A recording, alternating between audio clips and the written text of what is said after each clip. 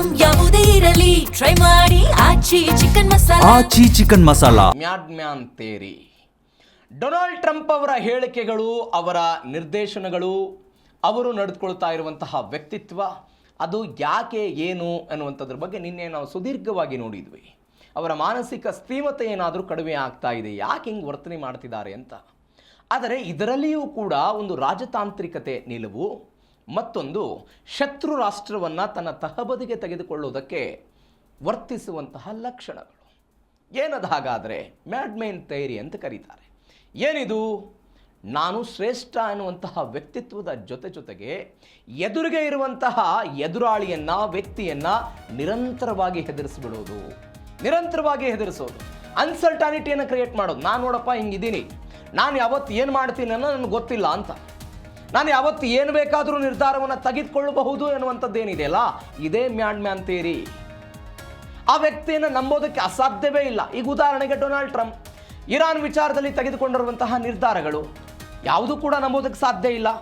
ಹೀಗಾಗಿ ಇದನ್ನು man theory ಅಂತ ಕರೀತಾರೆ. ಇದು ರಾಜಕೀಯವಾಗಿ ವಿದೇಶಾಂಗ ನೀತಿಗೆ ಸಂಬಂಧಪಟ್ಟಿದ್ದು ಅಂತ ಅನೇಕ ರಾಜಕೀಯ ವಿಶ್ಲೇಷಕರು ಹೇಳ್ತಾರೆ. ಎದುರಾಳಿಗಳಿಗೆ ಅನಿರೀಕ್ಷಿತವಾಗಿ ವಿವೇಚನಾ ಶೂನ್ಯ, ಏನನ್ನೂ ಕೂಡ ಮಾಡೋದಕ್ಕೆ ಹಿಂಜರಿಯದಂಥ ವ್ಯಕ್ತಿ ಅಂತ ತೋರಿಸಿಕೊಳ್ಳುವಂಥ ಒಂದು ಸಂದಿಗ್ಧ ಪರಿಸ್ಥಿತಿ ಏನಿದೆ, ಇದೇ ಮ್ಯಾನ್ ಥಿಯರಿ. ಇದರಿಂದ ಏನಾಗುತ್ತೆ ಹಾಗಾದರೆ? ಶತ್ರು ದೇಶ ಗಲಿಬಿಲಿಗೆ ಒಳಗಾಗ್ಬಿಡೋದು. ಉದಾಹರಣೆಗೆ ಡೊನಾಲ್ಡ್ ಟ್ರಂಪ್ ಏನು ಮಾಡಿಬಿಡ್ತಾರಪ್ಪ ಎನ್ನುವಂಥ ಆತಂಕ, ಭಯ.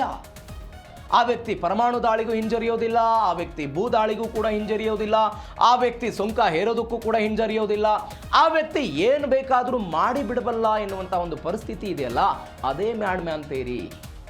ಡೊನಾಲ್ಡ್ ಟ್ರಂಪ್ ಅಂದ್ಕೊಂಡ್ಬಿಟ್ಟಿದ್ದಾರೆ it is my positive energy ಅಂತ, ಅದೇ ನನಗೆ ಶಕ್ತಿ ಅಂತ.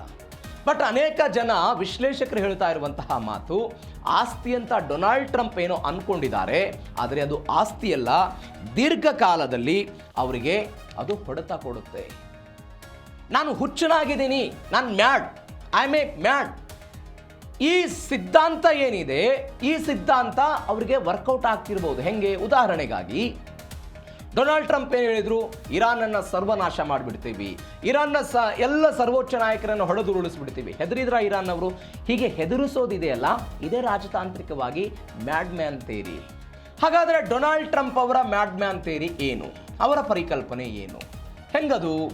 ಇದನ್ನು ನಾವು ನೋಡ್ತಾ ಹೋಗೋದಾದರೆ ಎದುರಾಳಿಗಳನ್ನು ಕೇವಲ ಎದುರಾಳಿಗಳು ಮಾತ್ರ ಅಲ್ಲಿ ಇದು ಗಮನಿಸಬೇಕಾದ ಸಂಗತಿ. ಎದುರಾಳಿಗಳ ಜೊತೆಗೇನೆ ಯಾರ್ಯಾರು ಮಿತ್ರ ದೇಶಗಳಿರ್ತಾರೋ ಅವರನ್ನು ತಹಬದಿಯಲ್ಲಿ ಇಟ್ಕೊಳ್ಬೇಕು ಅನ್ನೋದಕ್ಕೂ ಕೂಡ ಇದನ್ನು ಬಳಕೆ ಮಾಡ್ತಾರೆ. ಇದಕ್ಕೆ ಬೆಸ್ಟ್ ಎಕ್ಸಾಂಪಲ್ ಭಾರತ ಯಾವಾಗ ರಷ್ಯಾದಿಂದ ಅತಿ ಹೆಚ್ಚು ತೈಲವನ್ನು ಖರೀದಿ ಮಾಡೋದಕ್ಕೆ ಶುರುವಾಯಿತು, ಅವತ್ತು 50% ಸುಂಕ ಹಾಕಿ, ಇವತ್ತು ಅದನ್ನು 18% ಇಳಿಕೆ ಮಾಡಿದ್ದಾರೆ. ಆ ಮಾತು ಬೇರೆ. ಪಾಕಿಸ್ತಾನ ಮತ್ತು ಭಾರತದ ನಡುವೆ ಯುದ್ಧ ಆದಾಗ ನಾನೇ ಯುದ್ಧ ನಿಲ್ಲಿಸಿದ್ದೀನಿ ಒಂದ್ಸರಿ ಹೇಳಿಕೆ ಕೊಟ್ಟಿರಲಿಲ್ಲ, ಪುನರಪ್ಪಿ 30-32 ಬಾರಿ ಆ ರೀತಿಯಾದಂಥ ಹೇಳಿಕೆಗಳನ್ನು ಕೊಡ್ತಾ ಹೋದ್ರು. ಇದರರ್ಥ ಏನು? ತಹಬದಿಯಲ್ಲಿ ಇಟ್ಕೊಳ್ಬೇಕು ಎನ್ನುವಂತಹ ಪ್ರಯತ್ನ. ಅನಿರೀಕ್ಷಿತ ವ್ಯಕ್ತಿ ನಾನು. ಈಗ ಹಳ್ಳಿಗಳಲ್ಲಿ ಒಂದು ಮಾತಾಡ್ತಿರ್ತಾರೆ, ಆ ವ್ಯಕ್ತಿ ಸಹವಾಸಕ್ಕೆ ಯಾಕೆ ಹೋಗೋದಪ್ಪ ನಾವು, ನಮ್ಗೆ ಯಾಕೆ ಬೇಕು ಆ ವ್ಯಕ್ತಿ ಸಹವಾಸ, ನಮ್ಮ ಪಾಡಿ ನಾವು ಇದ್ದುಬಿಟ್ರೆ ಸಾಕು. ಈ ಮಾತುಗಳು ಸಹಜವಾಗಿ ನಮ್ಮ ಮನೆಗಳಲ್ಲೆಲ್ಲ ಚರ್ಚೆ ಆಗ್ತಾ ಇರುತ್ತೆ. ಆ ವ್ಯಕ್ತಿ ದುಷ್ಟ ಅಂತಂದರೆ ದುಷ್ಟನ ಕಂಡು ದೂರ ಇರೋ ಅನ್ನೋದು ಒಂದು ಮಾತಿದೆ. ಅದೇ ರೀತಿಯಾಗಿ ರಾಷ್ಟ್ರಗಳಲ್ಲೂ ಕೂಡ ಹಂಗೆ ಆಗ್ತಾ ಇರೋದು. ಆ ವ್ಯಕ್ತಿ ಏನು ಮಾಡೋದಕ್ಕೂ ಕೂಡ ಹಿಂಜರಿಯೋದಿಲ್ಲ, ಅದನ್ನು ಸವಾಸವೇ ಬೇಡ ಅಂತ ಆ ವ್ಯಕ್ತಿಗಳನ್ನು ಹೆದರಿಸಿ ಬೆದರಿಸಿ ಇದರಿಂದ ದೂರ ಸರಿಸುವಂತಹ ಪ್ರಯತ್ನವನ್ನು ಮಾಡ್ತಾರೆ. ಇದನ್ನು ಡೊನಾಲ್ಡ್ ಟ್ರಂಪ್ ಮಾಡ್ತಾ ಇರೋದು. ಅದು ಇರಾನ್ ವಿಚಾರದಲ್ಲಿ ಮಾಡಿದ್ದಾರೆ, ಉತ್ತರ ಕೊರಿಯಾ ವಿಚಾರದಲ್ಲಿ ಮಾಡಿದ್ದಾರೆ, ಅದಾದ ನಂತರ ಬೇರೆ ಬೇರೆ ರಾಜತಾಂತ್ರಿಕ ವಿಚಾರಗಳಲ್ಲೂ ಕೂಡ ಡೊನಾಲ್ಡ್ ಟ್ರಂಪ್ ಅವರು ಮಾಡಿರೋದು. ತೀವ್ರವಾಗಿ ಬೆದರಿಕೆ ಹಾಕ್ತೀನಿ ಅಂತ ಹೇಳಿದರು. ಈಗ ಇರಾನ್ ವಿಚಾರದಲ್ಲಿ ತೆಗೆದುಕೊಳ್ಳಿ, ತೀವ್ರದಾದಂತಹ ಬೆದರಿಕೆಯನ್ನು ಹಾಕ್ತೀನಿ ಅಂತ ಹೇಳಿದಂಥ ಡೊನಾಲ್ಡ್ ಟ್ರಂಪ್ ಅದಾದ ನಂತರ ಬಂದು ಏನು ಹೇಳಿದರು? ಕದನ ವಿರಾಮವನ್ನು ಜಾರಿ ಮಾಡ್ತಾ ಇದ್ದೀವಿ, 14 ದಿನಗಳ ಕಾಲ ಕದನ ವಿರಾಮ ನಮ್ಮ ಹತ್ರ ಇರುತ್ತೆ ಅಂತ. ಇದರ ಜೊತೆಗೆ ಟ್ರಂಪ್ ಹುಚ್ಚಾಟದ ಹಿಂದೆ ಮ್ಯಾನ್ ಥಿಯರಿ ಇದೆ ಅಂತ. ಮ್ಯಾನ್ ಥಿಯರಿ ಏನು ಅನ್ನೋದನ್ನು ನಾವು ನೋಡಿದ್ವಿ. ಅದರ ಹಿಂದೆ ಕೆಲವೊಂದಿಷ್ಟು ಘಟನೆಗಳಿದೆ.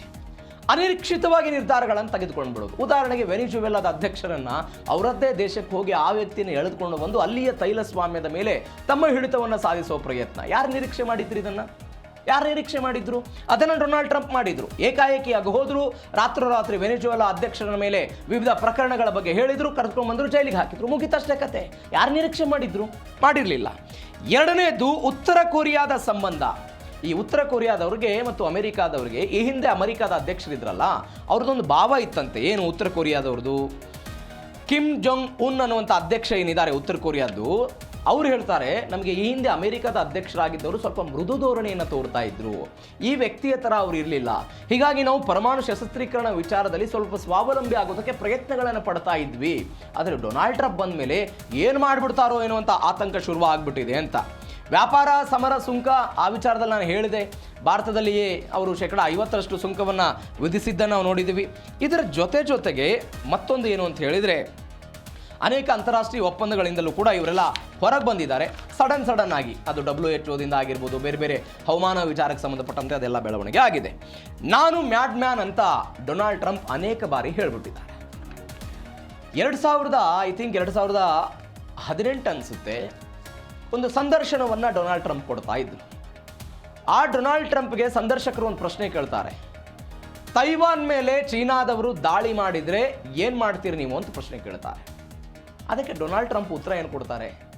ಡೊನಾಲ್ಡ್ ಟ್ರಂಪ್ ಕೊಟ್ಟಂತಹ ಉತ್ತರ, ಚೀನಾದ ಅಧ್ಯಕ್ಷರಾಗಿರುವಂತಹ ಅಧ್ಯಕ್ಷರೇನಿದ್ದಾರೆ ಆ ಅಧ್ಯಕ್ಷರಿಗೆ ಗೊತ್ತಿದೆ ಏನಂತ, ನಾನು ಹುಚ್ಚ ಅನ್ನೋದು ಅವ್ರಿಗೆ ಗೊತ್ತಿದೆ, ಹೀಗಾಗಿ ಅವರು ಯಾವುದೇ ಕಾರಣಕ್ಕೂ ಕೂಡ ತೈವಾನ್ ಮೇಲೆ ದಾಳಿ ಮಾಡೋದಿಲ್ಲ ಅಂತ. ಯಾರು ಹೇಳಿರೋದು? ಡೊನಾಲ್ಡ್ ಟ್ರಂಪ್ ಕೊಟ್ಟಂತಹ ಹೇಳಿಕೆ ಅದು.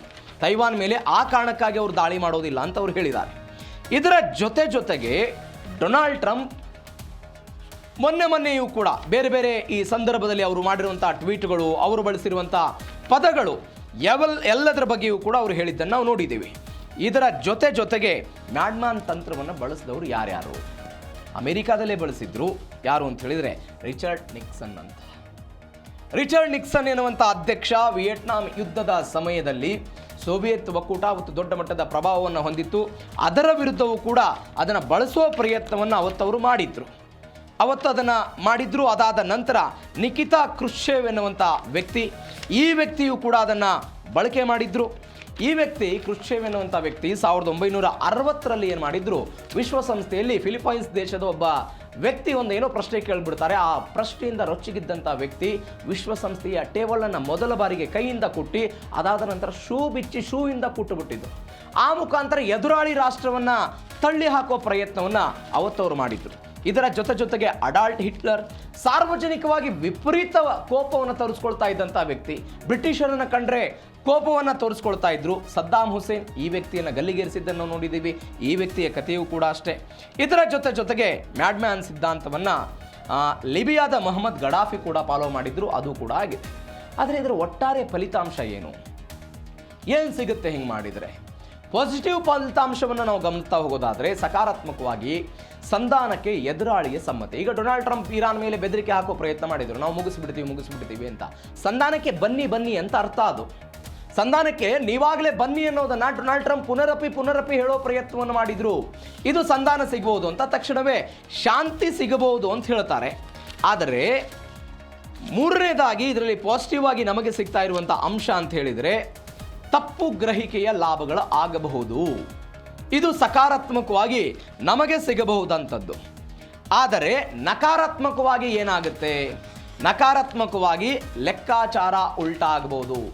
ಈ ವ್ಯಕ್ತಿಯ ಬಗ್ಗೆ ಈಗ ಡೊನಾಲ್ಡ್ ಟ್ರಂಪ್ ಜಗತ್ತಿನ ಅತಿ ದೊಡ್ಡ ದೇಶದ ಅಧ್ಯಕ್ಷ ಅಂತ ಹೇಳಿದ್ರೆ ನಂಬಿಕೆ ಇರುತ್ತೆ.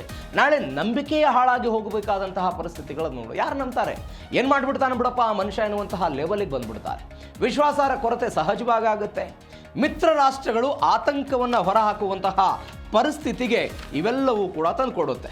ಅದಕ್ಕಾಗಿಯೇ ಒಂದು ಬ್ರೂಕಿಂಗ್ಸ್ ಇನ್ಸ್ಟಿಟ್ಯೂಟ್ ಆ್ಯಂಡ್ MTI ಎನ್ನುವಂಥದ್ದು ಒಂದು ಸಂಸ್ಥೆ ಸಂಶೋಧನೆ ಮಾಡುವ ಮುಖಾಂತರ ಅವರು ಹೇಳಿದ್ದಾರೆ, ಮ್ಯಾಡ್ಮ್ಯಾನ್ ಸಿದ್ಧಾಂತವನ್ನು ಪ್ರಾಥಮಿಕ ತಂತ್ರವಾಗಿ ಬಳಸಬಹುದು, ಆದರೆ ನಾಯಕರು ಸೋಲುವಂಥ ಸಾಧ್ಯತೆ ಇದೆ ಅಂತ. ಹೀಗಾಗಿ ಇದು ಯುದ್ಧದಲ್ಲಿ ವರ್ಕೌಟ್ ಆಗೋದಿಲ್ಲ ಅಂತ.